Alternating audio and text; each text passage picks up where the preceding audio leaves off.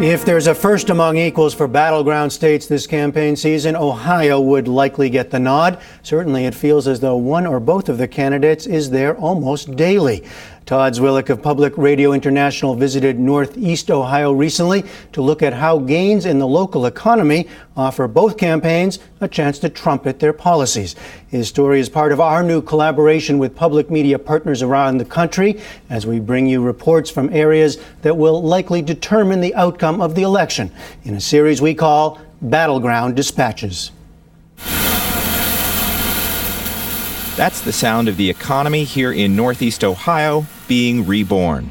At this brand new manufacturing plant in Hubbard, Evitz Oil and Gas, construction is booming. We've doubled our in-house staff. We have over 100 people working our building. That is engineering, project managers, drafters, superintendents, even office help. Chris Jaskowitz, the company's chief operating officer, grew up in Northeast Ohio, which suffered through decades of economic decline. Today, with a business thriving on a resurgence in energy and auto manufacturing, he's feeling optimistic. There's a lot more smiling, a lot more sunshine around here, and we're all enjoying that. It's a far cry from the economic freefall Ohio endured years before the recession hit the rest of the nation, losing over 419,000 manufacturing jobs between 1999 and 2009. And this corner of the state was one of the hardest hit. I understand there's a lot of people suffering out there. We've been there. We've lived through that. But today, that is changing. Jobs are returning, and the economy here is hammering back. The most recent state employment data show Ohio has added more than 52,000 jobs since 2009, and unemployment has fallen below the national average to 6.5%. In an election year centered on jobs and the economy, Ohio's now bustling Northeast corridor has made the area even more of a focal point than in years past in this crucial battleground state for both presidential candidates. Hello, Ohio! God bless Ohio! President Obama and Mitt Romney's campaigns have practically camped out here, and each candidate has made multi-city tours of the state just this week.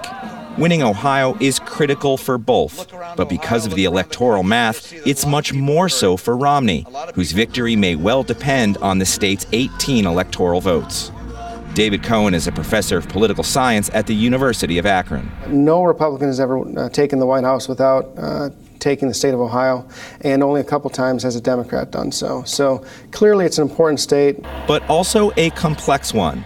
The two driving forces of growth here play into the messages of both campaigns. Mr. Obama points to his administration's auto rescue for saving jobs, and Romney emphasizes the need for domestic energy production as an economic engine for the area. We've had a lot of positive economic news over the last couple of months. And so the question is it too close to the election to really make an impact on people's votes? Or are people still kind of weighing the economic realities of the country and of the state? The city of Lordstown is home to a sprawling General Motors factory, the area's largest employer. Once on the verge of collapse, it's become a national symbol of the federal bailout of the auto industry and a centerpiece of Mr. Obama's campaign.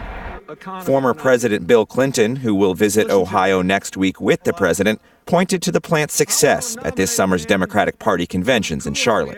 The auto industry restructuring worked. It saved more than 1 million jobs, and not just at GM, Chrysler, and their dealerships, but in auto parts manufacturing all over the country. Today, the Lordstown plant churns out the Chevrolet Cruze, the country's best-selling compact car. To meet demand, it's gone from 1 shift a day to 3, and round-the-clock production. Dave Green is president of the local United Auto Workers Union. But the whole economy will benefit from this because our part suppliers, the people who work there, are out shopping at the stores. They're paying taxes. They're investing in their community. The auto industry employs 1 out of every 8 workers in the state. Youngstown is the largest city in the region and reaped many of the benefits. It's not just auto breathing new life into Northeast Ohio. In Youngstown, the once declining steel industry has come back, and the evidence is French-owned V&M Star, which makes steel tubes for natural gas drilling. The company chose Youngstown for its $1 billion expansion.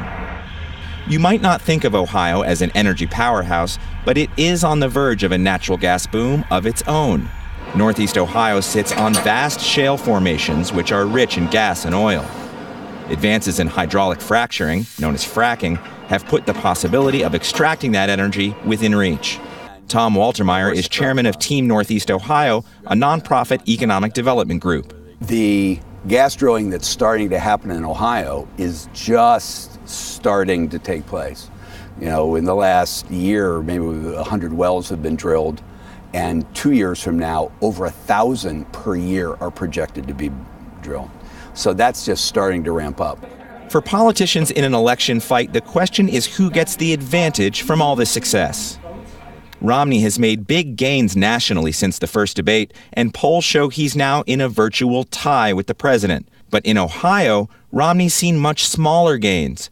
Mr. Obama has consistently led in the polls here and still holds an average of a 2 to 3 point lead. With the resurgence of the auto industry, new steel production, and the promise of large natural gas reserves, you can sense the optimism here in Northeast Ohio. But a big question now is whether Democratic strongholds like Youngstown will give Mr. Obama enough margin to carry the state and stay in the White House. Mr. Obama's popularity here is maintained by strong support from auto workers like Union President Green. In March, everything almost came to a halt, right? The contractors we had in the plant were backing off. There were helicopters flying over our plant, taking inventory, people walking through our plant with clipboards, taking inventory. They were going to liquidate our facility, okay? That's a fact. So Mitt Romney can, airbrush this all he wants. That's what was happening at the time.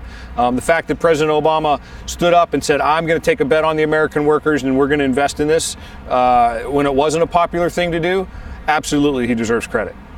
Mr. Obama needs to persuade more than just his union base that he's the one to continue the success. While the energy boom happened under his watch, Ohio voters are not all quick to give him the credit. Chris Jaskowitz of Ebbets Oil and Gas voted for Mr. Obama in 2008 and says the president has done a good job over the last 4 years. But his business is preparing for the next 4 years, and he's decided on Romney this time around. I am leaning more towards Romney in the sense that he is a businessman. He understands what we're going through. He understands the situation that many businessmen have been in, where government can step in and affect what you're trying to do, and that is create jobs. And we believe that he has a strong belief in energy independence in this country. Jaskowitz is betting on the future of Northeast Ohio's gas reserves, but for others, it's already hit home. Mel Cadle owns a farm in the Mahoning Valley, not far from Youngstown. He's leased a patch of land once meant for soybeans to Consol Energy, which has already begun drilling. And Cadle's also betting that Romney's approach to domestic energy and the environment will serve him best. The president has more regulations. He's put more regulations on farming and everything. I think I've seen a number, 200 and some regulations that he did by executive order, and plans on doing some more after the election.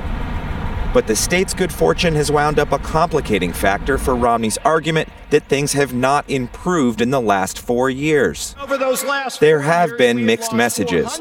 Even Ohio's Republican Governor John Kasich, who was elected in 2010, points to the state's economic gains, like here at the party's convention in Tampa. That when we came into office, we were 48th in job creation. You know where we are today? We're 4th in America in job creation and number 1 in the Midwest.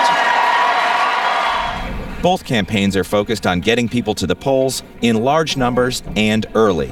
A recent court decision here extended the time allowed to vote before Election Day, and 35% of voters are expected to cast their ballots before November 6th. Earlier this week in Youngstown, voters came in steady streams to the polling station for Ohio's Mahoning County. The campaigns know that every early vote locks in support they already have. And it's not just economic issues impacting voters heading to cast their ballots. Still pretty undecided. I also feel that Mitt Romney has a lot of ideas about the economy that would be helpful. I just don't always agree with his women's rights ideas. Regardless of what's driving voters' decisions, this corner of Ohio could be the key to the Oval Office. I think whoever wins Ohio is going to win this election. I'm willing to go on record and say that. And as the economy here keeps humming, both candidates will be working hard to win Ohio and secure their own job for the next 4 years.